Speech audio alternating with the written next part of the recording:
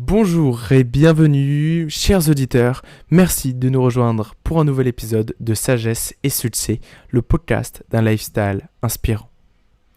Alors aujourd'hui, nous allons parler de la gratitude. Nous allons explorer ce thème fondamental pour notre bien-être, pour notre épanouissement personnel. Bref, nous allons voir toutes les qualités de la gratitude. Tout d'abord, voyons donc la définition de la gratitude.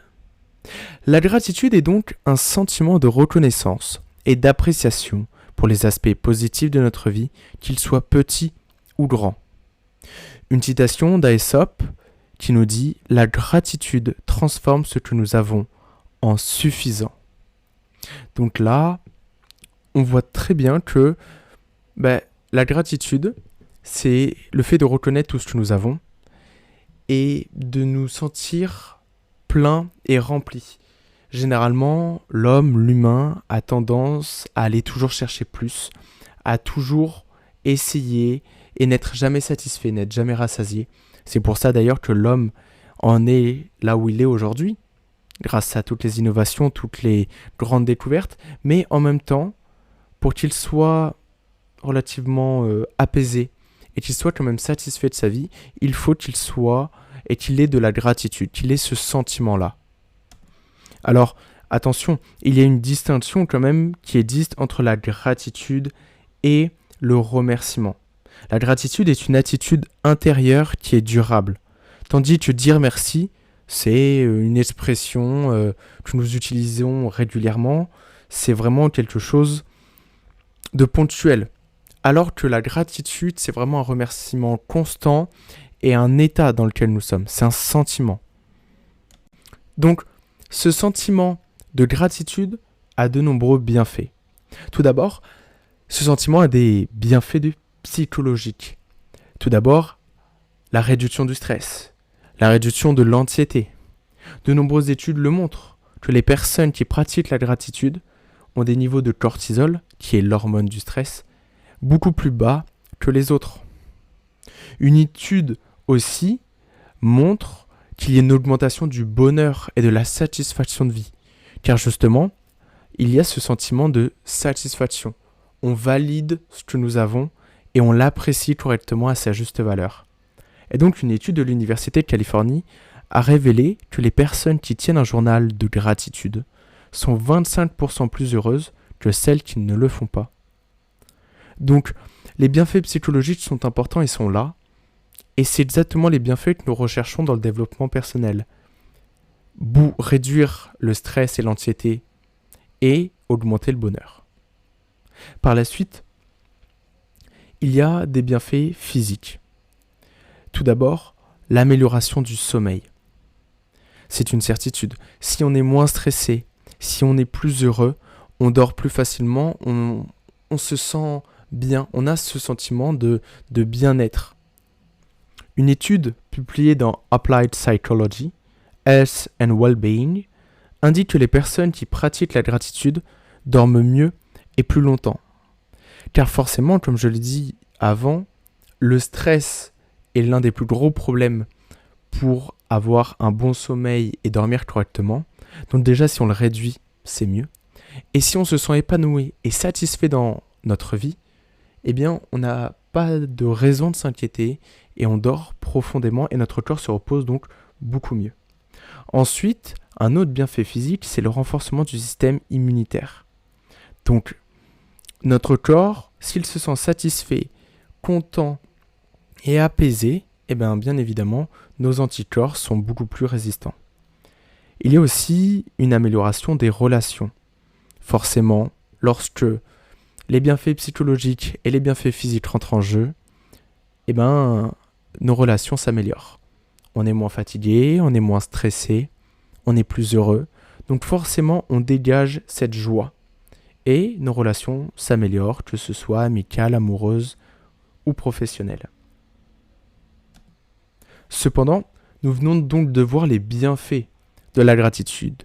Mais comment la pratiquer au quotidien ? Eh bien, il y a plusieurs méthodes, techniques.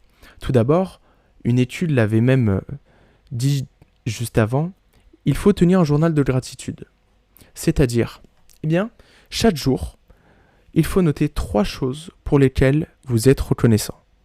C'est-à-dire, si dans votre journée, en fonction de ce que vous avez rencontré, vous êtes reconnaissant soit de votre éducation, de la manière dont vous avez réagi, de votre corps, de tel matériel que vous possédez car il vous a permis de vous aider ou de vous rendre la vie plus facile, etc., etc. Il suffit de trouver 3 choses dont vous êtes reconnaissant.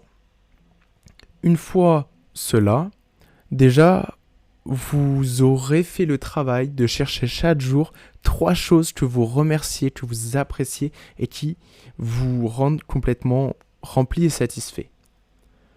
Ensuite, il y a une autre méthode, beaucoup plus directe. C'est le fait d'exprimer sa gratitude envers les autres. Dire merci, tout simplement. Écrire des lettres de gratitude aussi, ça peut aider. Et donc, remercier toutes les personnes qui vous entourent et remercier le fait qu'elles soient dans votre vie, le fait qu'elles vous aident, le fait qu'elles vous comblent de bonheur ou autre. Et le fait de le dire, de l'exprimer, forcément on le visualise beaucoup plus et on rentre dans cet état de pur bonheur. Il y a aussi la méditation de gratitude. Voilà, tout simplement prendre quelques minutes chaque jour et réfléchir à tous les aspects positifs de notre vie. C'est, j'ai envie de dire, essentiel. De plus, il y a la pratique de la gratitude consciente. Se le rappeler régulièrement que ce que l'on a, c'est relativement satisfaisant, c'est agréable. Et déjà se satisfaire de ce que l'on a plutôt de ce que l'on n'a pas. Je vais finir par une citation de Jean-Baptiste Massillon. La gratitude est la mémoire du cœur. Notre cœur, généralement, il ressent vachement les émotions, les sentiments. Et le fait de remercier, ça l'enregistre. Et ça enregistre tous les événements qui se passent, toutes les personnes que vous rencontrez dans votre vie et toutes les choses qui vous aident quotidiennement. Je vais maintenant parler de mon expérience personnelle avec la gratitude. Pendant longtemps, je sais que j'en ai pas fait et à un moment, lors d'une période où j'étais relativement pas dans ma meilleure forme, je n'arrivais pas à relativiser et à me rendre compte de tout ce qui m'entourait. Et à un moment, je tombe sur une vidéo qui montre les bienfaits de la gratitude. Et je me suis dit, pourquoi pas essayer, pourquoi pas tenter. Alors, je commence mon premier journal de gratitude. J'ouvre la première page, je prends mon stylo et je commence à écrire. Sauf que ma mine s'arrête relativement vite. Dans ma tête, je n'arrivais pas à remercier qui que ce soit ou quoi que ce soit. Et c'est là toute la difficulté. C'est qu'au début, ce sera sûrement pas facile d'écrire certaines choses. Parce qu'on s'en rend même pas compte. Et finalement, avec le temps, en comparaison, je suis par exemple content d'avoir un ordinateur, content d'être libre, content d'avoir l'éducation qui est la mienne, content d'être la personne que je suis, content d'avoir des amis comme j'en ai, etc., etc. Et donc, le fait de le faire tous les jours, quotidiennement, ça m'a un peu ouvert les yeux, ouvert l'esprit. Et finalement, ça m'a ouvert au monde. J'ai compris, j'ai accepté, j'ai remercié les personnes qui croisaient mon chemin, qui m'ont aidé.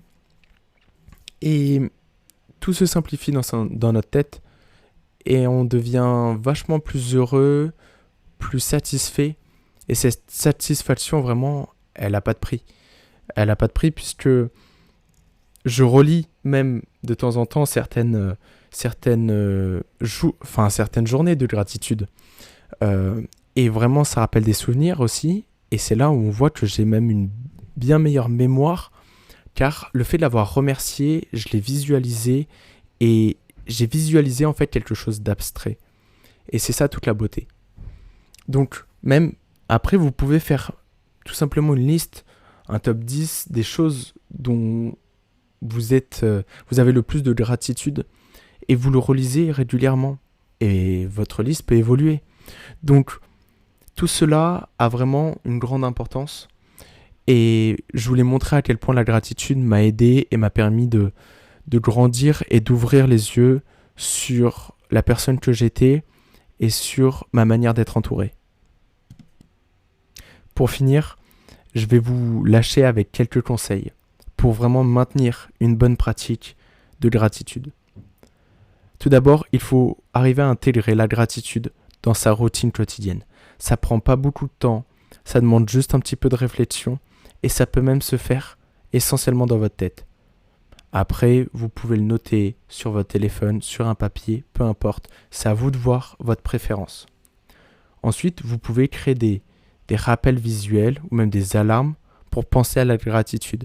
Car je sais que forcément, on est dans notre rythme de vie, dans notre journée, et on n'y pense pas forcément. De plus, je vous conseille de partager votre gratitude avec les autres. C'est le meilleur moyen pour s'en souvenir, pour continuer de développer la gratitude et de ressentir d'autant plus ce sentiment de gratitude et de bien-être, de satisfaction. Et enfin, bien sûr, continuez même les jours difficiles. Parfois, vous n'aurez sûrement pas 3 choses dont vous avez de la gratitude. Mais il faut au moins en trouver une. Vous allez forcément en trouver une, même dans nos pires jours, on a forcément un moment où on remercie quelque chose ou quelqu'un. Je veux vous laisser et conclure avec une citation que j'aime beaucoup de Melody Beattie, qui nous dit « La gratitude donne un sens à notre passé, apporte la paix pour aujourd'hui et crée une vision pour demain. » Ces mots sont tout simplement magnifiques, ils ont du sens, ils donnent de l'espoir. Donc je vous invite, vous chers auditeurs, à partager vos histoires de gratitude pour aider les autres, à encourager toutes les personnes autour de vous à avoir de la gratitude et vraiment remerciez-les. Remerciez toutes les personnes qui vous aident, remerciez qui vous êtes, remerciez toutes les choses qui vous entourent. En tout cas, sur ce, c'était un nouvel épisode de Sagesse et Succès. On se retrouve dès la semaine prochaine. Ciao!